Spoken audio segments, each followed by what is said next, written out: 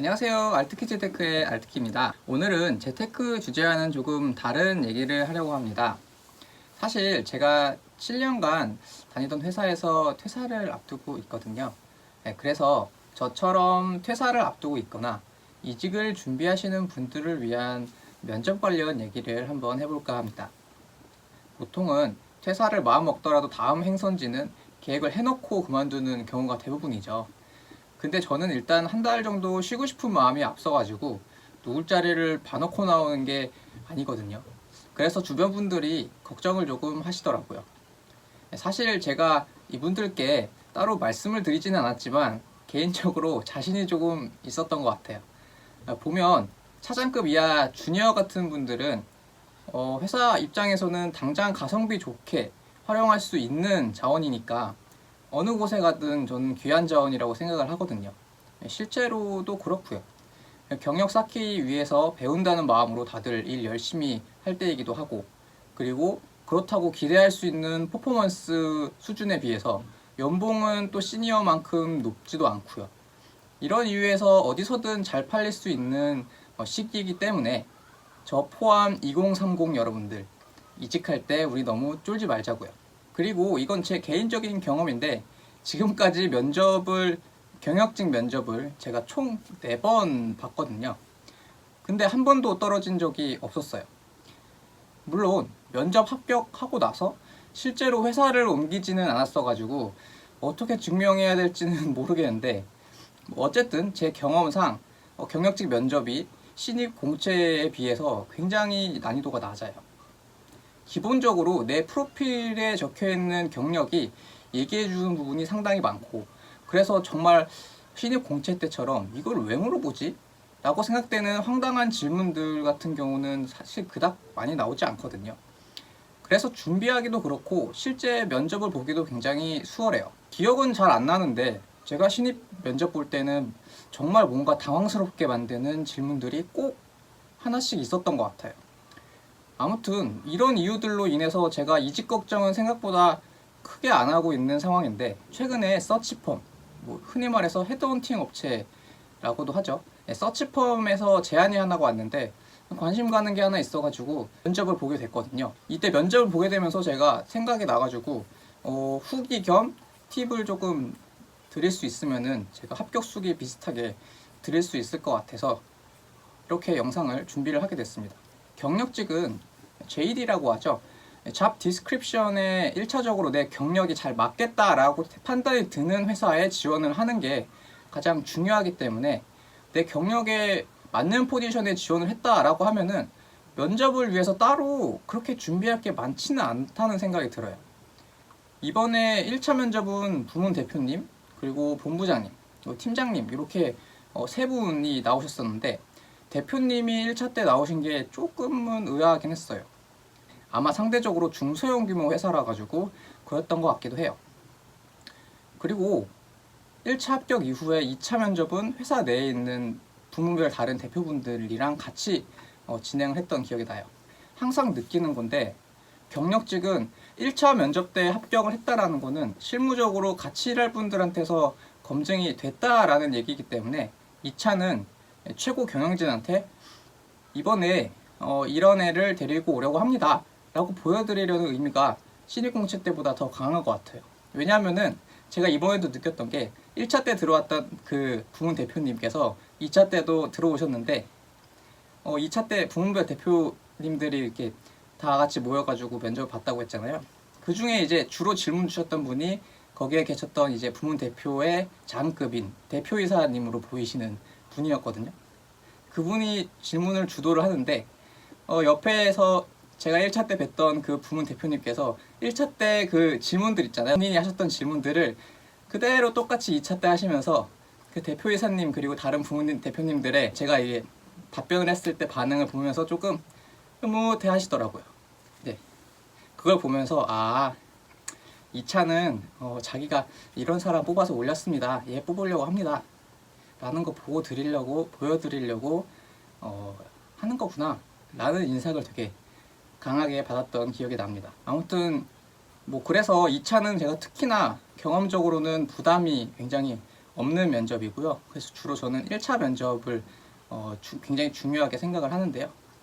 일단 모든 면접이 그렇듯이 자기소개부터 시작을 합니다. 신입 공채 때는 진짜 정말 참신하고 그리고 신박한 방식의 자기 어필 이런 거에 포커스가 맞춰져 있었던 것 같아요. 근데 경력직은 내가 적은 프로필을 간단 명료하게 효과적으로 전달하는 걸 목표로 하면 될 것 같아요. 그래서 사실은 그 두 개가 포커스를 맞춰야 되는 결이 굉장히 다르죠. 신입 때부터 지금까지 경력 쌓았던 것들을 일목요연하게 조목조목 이렇게 정리를 심플하게 해주는 거죠. 이때 중요한 게 내가 쌓아온 커리어 얘기하면서 앞으로 어떤 목표를 가지고 있는지에 대해서도 언급을 해주고, 그리고 이거를 지원 사유까지 같이 연결을 해주면 더할 나위 없이 좋겠죠. 저 같은 경우는 이번에 이렇게 말했어요.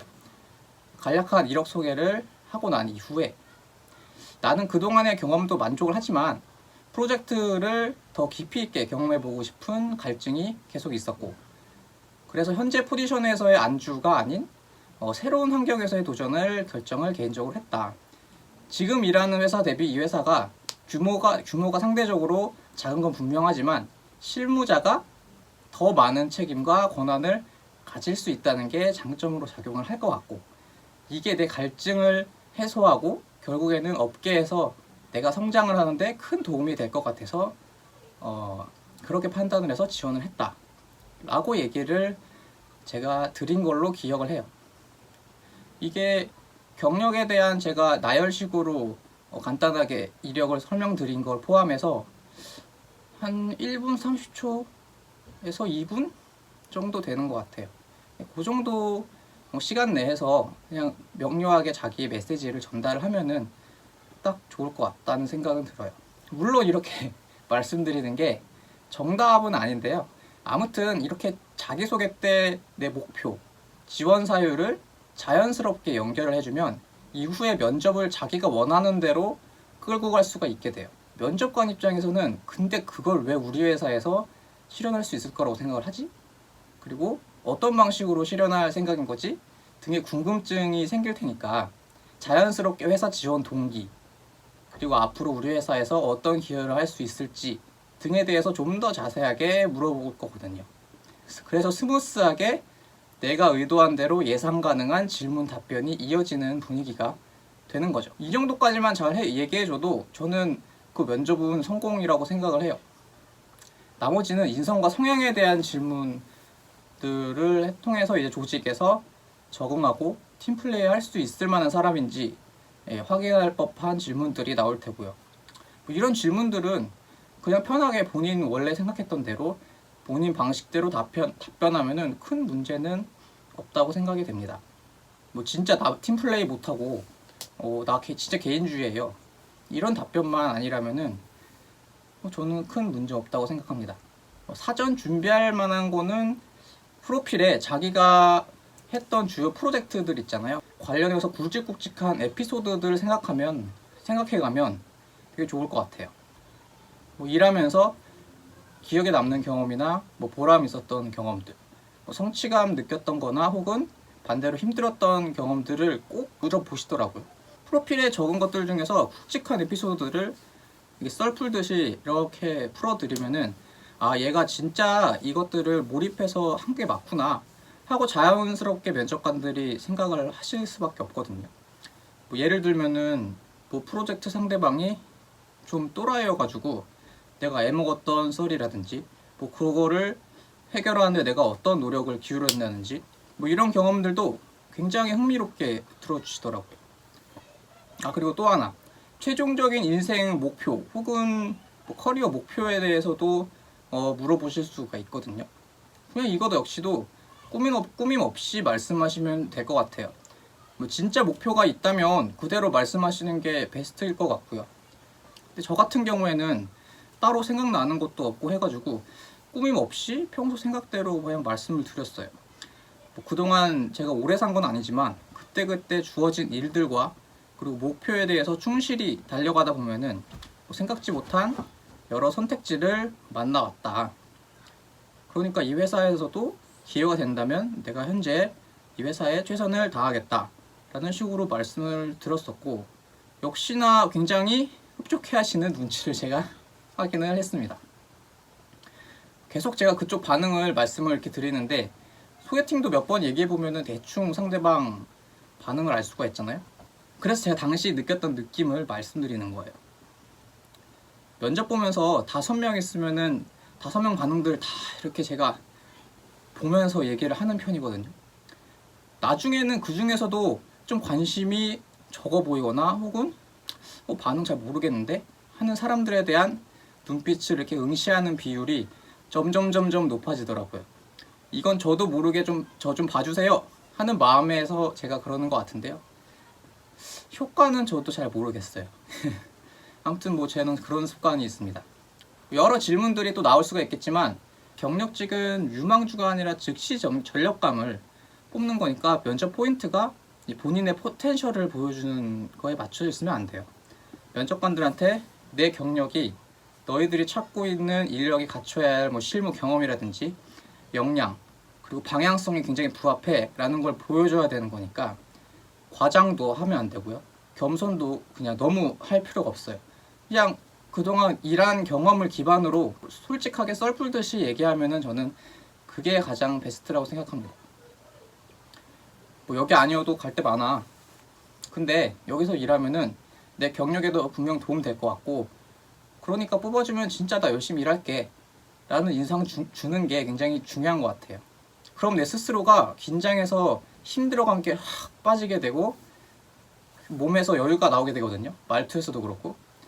그러면 그 면접장 공기가 진짜 굉장히 소프트해지는 거를 느낄 수가 있어요. 이렇게 되면은 면접관 쪽에서도 얘가 우리 팀이랑 일하게 되면은 케미가 잘 맞겠네 라고 생각할 가능성은 그만큼 높겠죠.